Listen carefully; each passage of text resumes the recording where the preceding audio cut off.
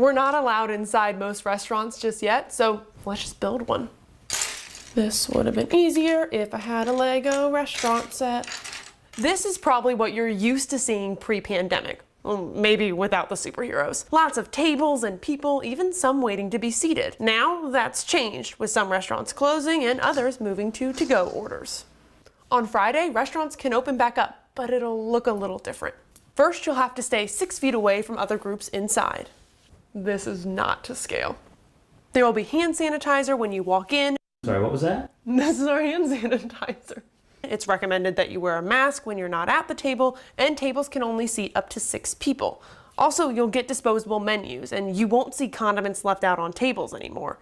When you're finished, guidelines suggest contactless payment when possible. As for employees, they'll need to know how to disinfect things, and they'll be screened before going inside. After that, they'll wash their hands, and washing hands should happen a lot during their shift. They'll also have to stay 6 feet away from other people, which would make serving food difficult, so when that's not possible, guidelines say to wear a mask. Bottom line, expect to see less tables inside, or even just empty tables, and a lot more hand sanitizer. In Austin, Molly Oak, what else do you think they'll let me build for TV? KVUE News. If you're sitting at home or sitting in the parking lot outside your home like I am, you may be wondering, how do I make my own face mask? The CDC is recommending it, and there's some simple ways you can do it if you can't find a mask to buy. If you head to the CDC website, there are some instructions on how you can make your own face mask. There are sew and no sew. I don't know how to sew, so we're just gonna skip this first part, but there is a tutorial online if you are handy with a sewing machine. If you're not, then they have some other options for you. You can cut up a t-shirt, or you can use a bandana. There was also a video released the other day where they said you could use a scarf or a towel. So those are the options we have for today. So for this part, they actually want you to include a coffee filter on the inside. I'm not a huge coffee drinker, so I actually had my photographer Scott pick these up for me. Thank you, Scott. So first we're gonna fold our bandana in half, fold filter in the center of folded bandana, and then fold up, and then fold down.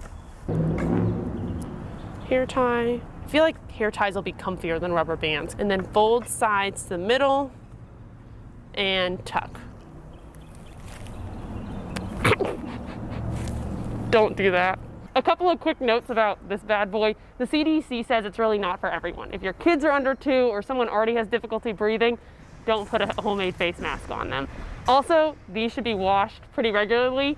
The nice thing about using a bandana, t-shirt, towel, scarf, you can just take it off and throw it in your washing machine. Also, when you're taking it off, don't touch your face or anything like that. Just take it off by your little straps around your ears and then wash your hands immediately after. In Austin, Molly Oak, KVUE News.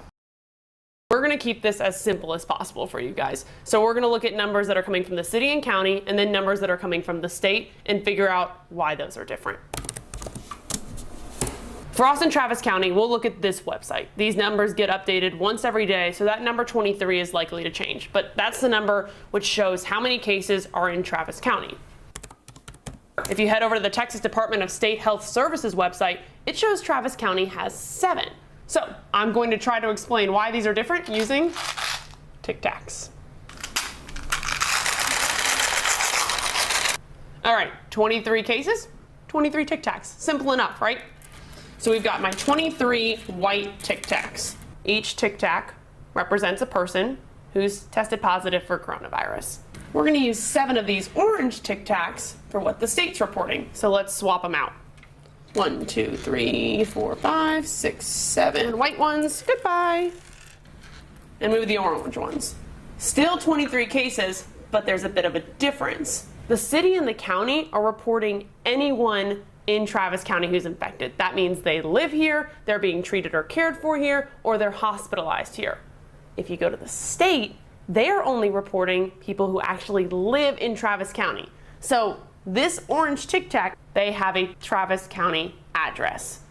The white Tic Tacs don't necessarily live here. For example, if someone lives in Williamson County, but they came to Travis County to get treated or ended up hospitalized in Travis County, they would count on the city's website, but they wouldn't count on the state's website. Molly Oak, KVUE News. There are a few different ways to make sure you get your vote in. Let's talk voting by mail. First, you have to be 65 years old or older, be in jail but still eligible to vote, be out of the county where you're registered to vote during the entire early voting period, or have a disability or illness. If you meet any of those requirements, your application needs to be in by October 23rd. That means received, not just postmarked. Now that you've requested it, when will you get the ballot? If you mailed your application more than 45 days before the election, so September 19th, your county has to mail your ballot at least 30 days before the election. If you mailed your application after the 45-day mark, your county has to send your ballot within 7 days of approving your application. For more details on the election, head to kview.com, and don't forget to vote Texas. Molly Oak, KView News. No justice! No peace! No justice! No peace! Let's keep walking! No justice! No peace! No justice! No peace! No peace! George Floyd! George Floyd! George Floyd! George Floyd!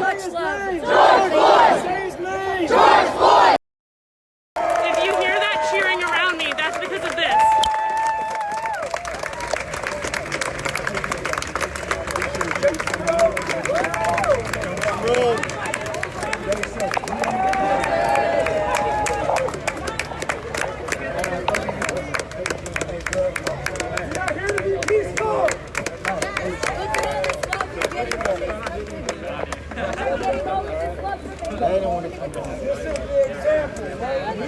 This could be you! Keep this energy going. I'm gonna go home. Let the other officers make their way over here. Come if you want to come. It's not that hard. Join us. Join us. Join us. Join us. I know. I was there. Yeah.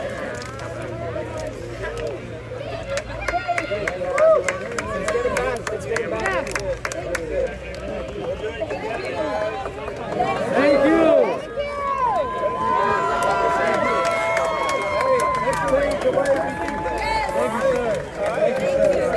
All right. Thank you.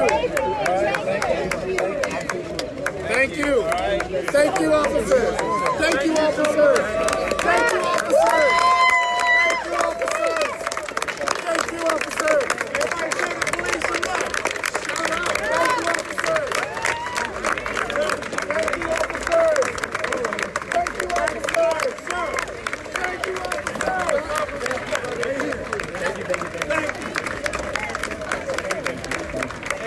That's how we do it in Austin, you guys. That's how we do it in Austin. That wasn't hard. Thank you. Thank you. Thank you.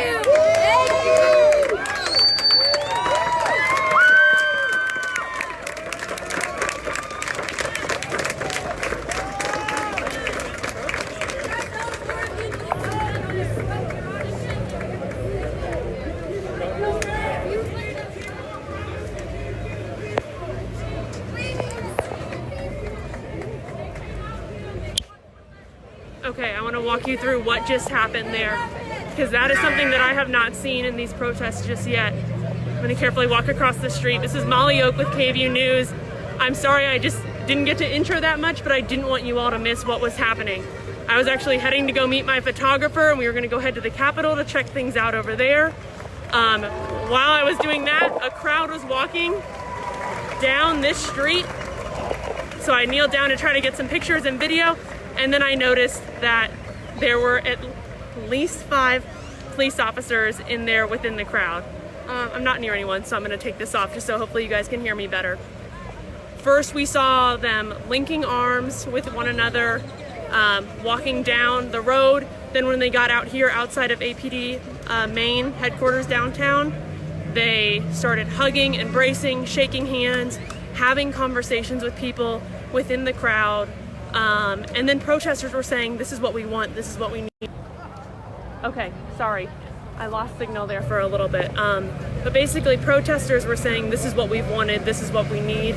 Gonna step away out of the crowd a little bit more. This crowd has grown a bit down here at APD main headquarters. Let me point around to show you. You can see they're now all in the street. When we were here at the very beginning of the day, there was just a handful of people at the very top portion right here, and now it's slowly kind of spread out.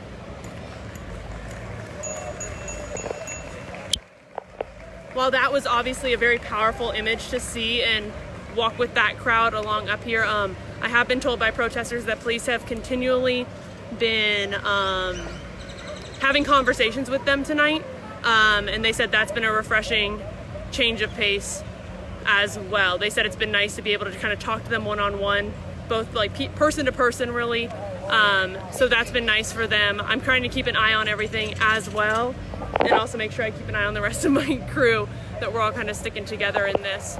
But it has been something interesting and definitely powerful to see when you see a bunch of police officers, at least 5 police officers, walking arm in arm, linked up, walking down the street, marching up to police headquarters with a group of protesters. The crowd had dwindled quite a bit up until that moment, and now it is back filled up once again. Again, if you're just tuning on, what you missed was a crowd of people walking. When I had stopped to go get some video of that crowd walking, I noticed a police officer, and then I noticed another one and another one. I counted at least 5. There may have been more, I don't know. There was a lot of people in the crowd. I saw at least 5 Austin police officers linking arm in arm with protesters until they walked up to police headquarters, and then they continued to hug people, shake their hands, have some conversations, kind of walk around the perimeter a bit, just the front section, and then they joined their other officers up there. I walked away just to get some space. I do have my mask down now just so you can hear me, but I promise there's no one within 6 feet of me. I'm staying socially distant so I can do this, and then I'll put the mask back on. I'm gonna log off just for sake of saving battery. I'm trying to tweet out as many videos and pictures as I can.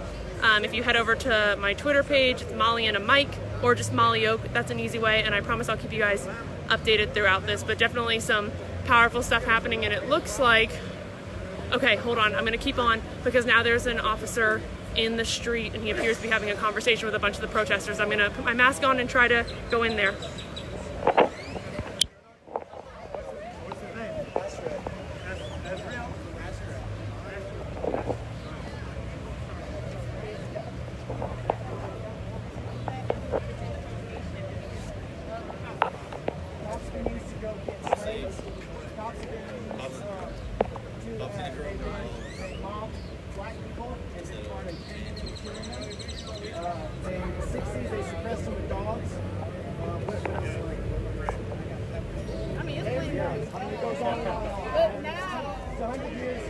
So why are you a cop?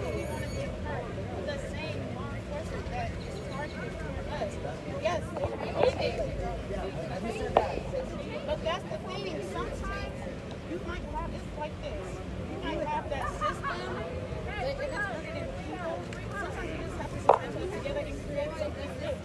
Exactly. But not destroy it, not change it. Create something new is what I'm talking about. So That's if what I'm telling you you. become a cop, you make that broken, that less than perfect system better by becoming a cop. No, you don't bother the It system, only the goes bust so of that far. system. So listen, this conversation I keep having with people, and the part of it we get to over and over again is the greeting and the anger and stuff, and I get it. Like even if I didn't do it, I deserve it. So there's 100 years that's being. But why don't white cops speak up against police brutality and murder? Like for real, why don't? I accept that. I accept that for the joint profession. He's not white, so that's the white girl. He has white passing privilege. He doesn't. He's Mexican. Look at his last name. Tag. Go watch the white. Like everybody Why else. can't you? So we gotta start from the bottom up to change it. You want to destroy something, but nobody wants to infiltrate the system to destroy it. We know that America's been around this long, and we know the government ain't coming down like that. We don't have enough numbers for that, obviously. But what he's saying, Johnny, is really care. I know nobody wants to go to fucking law school and all that other shit. But he's saying, truly want to destroy the system up top. One of these black motherfuckers got to be told. One of them. Somebody. That's how. We have a black police chief. They was tear gas on his face because this was surrounded by this. Not every black person is We saw Atlanta. Black cops beating on 2 college students, pulling them out of their car, breaking their glass and all of that shit. I apologize. I'm not going to cry to people. This is just my anger. But at the same time, I don't even trust black cops. It's bigger than I do not trust black cops. You got to start somewhere, though. And they are still destroying our community. I respect your opinion. But there are people who are doing it now, and they're still doing the same corrupt shit. So at that point, if we got black cops, all right, what's next? So where do we start? We fire we already every have the cop? black cops. I think Ask the cop where he's gonna start. What is the cop gonna do? We are paying a heavy cost to the way that we interpret the First Amendment. There's a cost in lives every day. If you have to maintain a dogma with human life, it is evil. That's evil right there. So for people to maintain their guns and stuff, and people have to die for that, that's an evil dogma, in my opinion. If people have to be sacrificed at the altar of racism to maintain that dogma, it's evil. Okay? So, also we have to have a discussion and just, I'm tired of it. If people say that I got my guns, I have my guns, then you understand the blood that's paid to have that. And then when I go in on calls and stuff, and I have to face that there's people out there with guns, because I think there's way too many guns in this country. And we've created an arms race amongst ourselves. Like, who's the enemy? We're all Americans. That's the way I feel about that. So, what am I doing to be accountable? Who asked that? Me. Okay. What's your question? What's your name? Hamid. Okay, like Hamid. My name's Chris. What am I going to answer? Ask the question. What's going to change? What is going to change? How do I know that another black brother or sister is not going to get killed again? I can't promise you that, and I agree with you that something's got to change with the system. Do you agree that the training needs to change? Hold on. The training needs some training. How do you? I know that this system has only got us so far. That's my opinion. Like, After 500 years. Okay, you've been in the system. What are you going to do? What are they going to do? How are you going to hold your brother? Let him speak. So I spent 19 years of working the best I can in this system. I've heard victims tell me I was raped, I was robbed. You imagine anything you can possibly imagine is they're telling me, and I have to work in this system to try to help them, to try to give them justice, to try some sense of justice, to try to fix what someone did to them. Okay, so I can only do so much in the system, and I need all of y'all. We need to figure out what to do. What can we do have to the help the system? answers. So hold on. So one thing I'm also convinced of. This system has its limitations, and I'm sorry, 19 years I've heard a lack of ideas. People want to yell at me and call me a racist and a murderer, and then it almost never goes on beyond that. And I'm ready for it. I'm waiting for the conversation. So have you haven't heard it because like people haven't told it to you? Yeah. Because people always say there needs to be a call to action, all of this stuff. Racism did not just start when George Floyd died, when Trayvon Martin died, none of that stuff. There have been call to actions, there have been policies made. People keep saying that black people need to bring the law enforcement all of these information to help create these things. When we bring it to them, it is still not made. So when people say, oh, black people, we need to do X, Y, and Z, no, we have done it. But if the law enforcement and the policies don't change itself, we already saw it. People think that Barack Obama was in there, racism is gone. But even with him, there's only so many policies that he can make. And even with other black They keep telling you, work in the system, do your vote, and then it doesn't work. It doesn't. You feel like, I've tried your method, and it's not working, and so you guys come out and do this, right? It's not working because the government is making it now. Yeah. How do we help And so fix the system? there's gerrymandering, they're diluting votes, your votes aren't Gerrymandering counting. is so fun. They're doing things to make your vote don't count, in your opinion. And you guys all have to get involved with politics. You have to run for office, and you need to fix the system. So every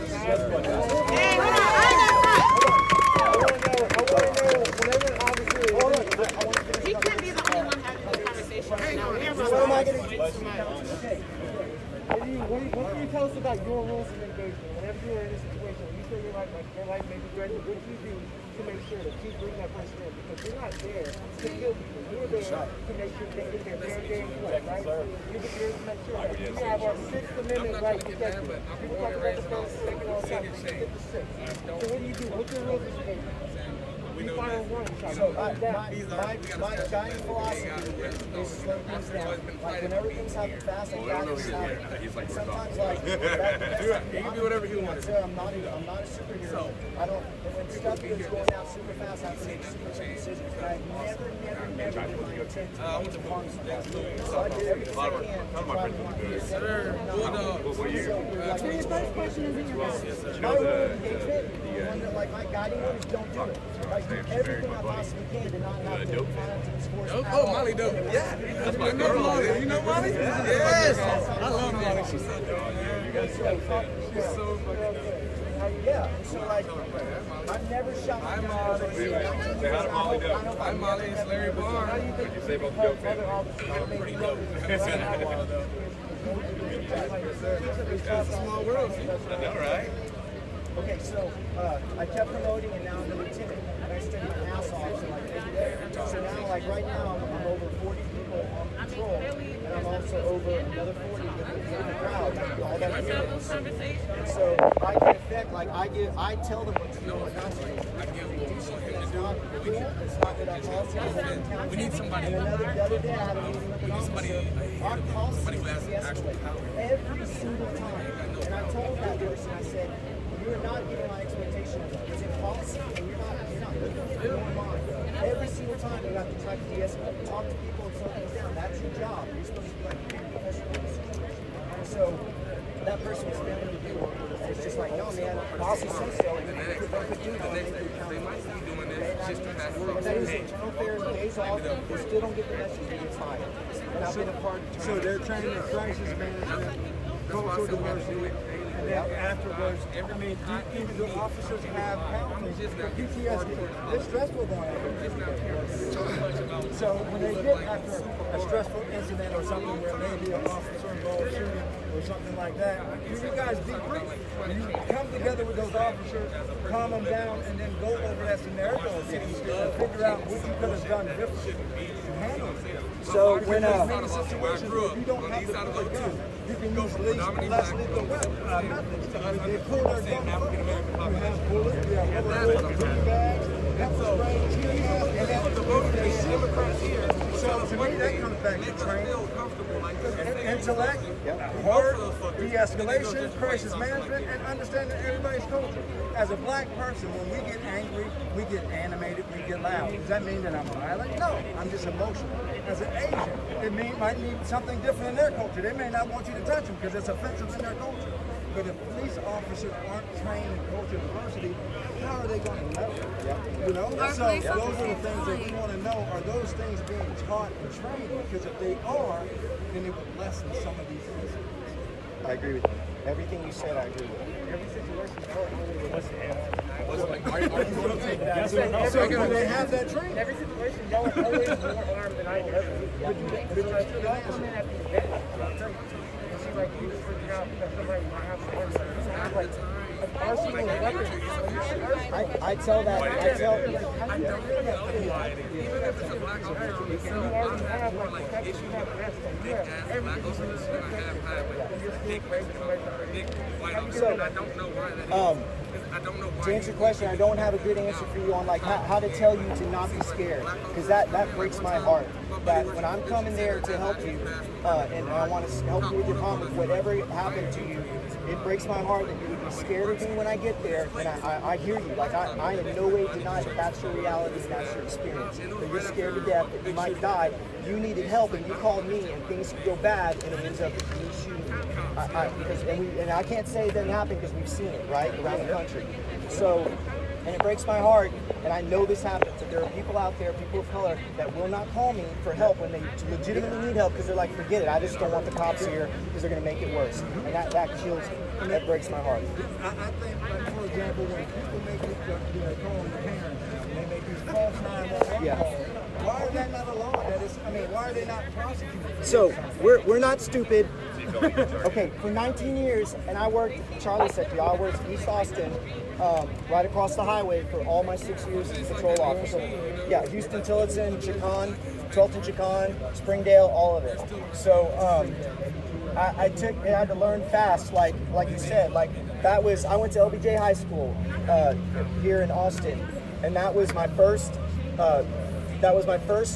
time in my life where I was around more black people then than I had been before. I grew up in South Louisiana, and I heard my grandparents say things about black people that makes me sick.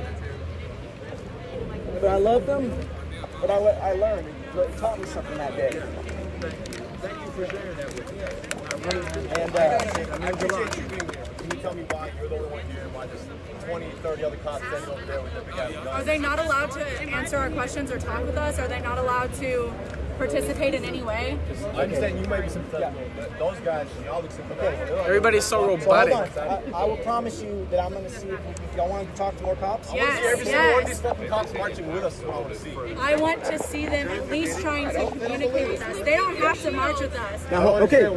So to They answer, don't have to march with us. I just want to see that they when they understand that when there they is a stopped problem. throwing rocks at us at the hill yesterday, I heard some incredible conversations. Not yesterday. Not yesterday. No. I was in the crowd. Both guys listened to me. Okay, you want a recording? I was up on the highway 5 times over this weekend. Okay, and I answer that. The reason I get you when you want to like shut down the highway to be heard because you're so frustrated and you feel hopeless and you're like, God, what do I have to do to be heard? Do I have to shut down a major interstate? Is that what's going to take? And I'm hearing you every time. But related to the highway, when we open it up, what's going on right now besides all the protests around the United States? A pandemic. So when those trucks can't get there, that's supplies that it's not getting where they're going. That's medicine, that's food. And I know you can say, argue with me, that's the engines of capitalism, and it's just the man making his buck. Sure, you're right. But you know what? I got scared, 19 years, when I saw in Austin, when we start running low on food and toilet paper, I get scared because there's nothing much I can do. If people start riding for food and feel like they got to feed their families, then we're in trouble. And so those trucks have to get where they're going. And as far So as guys, training- listen to me. That's a line for us when we have the highway, okay? Like we're not going to stop people where they need As to go. far as And you're not endearing people. Like, that's where we're failing. That's where we're failing. If we don't listen enough, that you guys have to resort to shutting down the highway, then we're failing, okay? Because these conversations need to be happening. We shouldn't have to do that. I don't want you to have to sit in the highway where at 80 miles an hour a truck is blaring, an 18-wheeler is blaring their horn at you and possibly running over. They were blaring their horn. What in relation to your training? In relation to your Okay, Hey, time out. I saw it. Sir, Again, in relation you to sit your there- training, is the first thing that y'all are supposed to do go for your gun? No. I didn't No, think so. hold Why is it- on. I'm not going to, listen, let me correct that. There are times when I've gone into a situation where I'm getting reports of shots fired, multiple reports, and I had to learn discipline and control as I went. We have 8 months of the police academy, and that's more than almost anywhere else in the country. And we train a hell of a lot more than anywhere else. Guys, Austin, here's another thing you want to hear for real. Austin is about as good as it gets. We think we're bad and we're still failing at stuff. Hold on. We are still failing at stuff. I think we are one of the most professional police departments in the entire country. But what's sad is, like, if this is as good as it gets, it's not enough. And we still need to we need to keep getting better, and we also need to keep fixing the system that's only getting us so far. So you So, I served in the military, United States Army Ranger. I just got home in 2018. 2019, my first year, I've been home, U.S. soil, 365 days in a row. I own 3 businesses. I'm an upstanding citizen. I have 2 boys and I have 2 girls. And they cannot go down the street to a 7-Eleven at this time of night because they can get shot or get roughed up for any reason. I'm a highly trained, I'm an expert in all weapons, just about, all assault weapons. I'm out here with a drone, a water bottle, and I come home and I got guns in my face.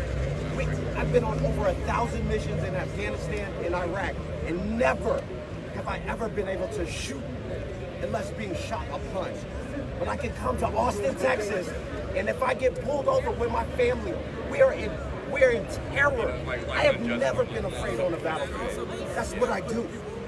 But I cannot ride down 35 Mopac. I live in Lakeway, and I'm terrified for my children.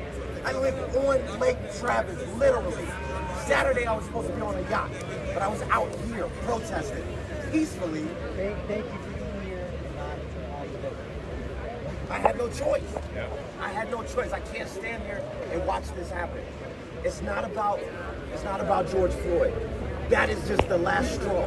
This has been going on forever. I can name family members who've been beaten and just done horrible things to for no reason. And everybody out here knows somebody that this has happened to. And all we're getting, and now the media is spinning it about a place getting broken into, a Target. I don't care about none of that. That's property. That's property. All of that stuff is insured. My life, if something happens to me tonight, that's it. That's it. Doesn't come back. I don't give a dang what happens in Target over some eggs and some cosmetics. That's not a big deal. Those guys have tons of money. All that stuff could be replaced.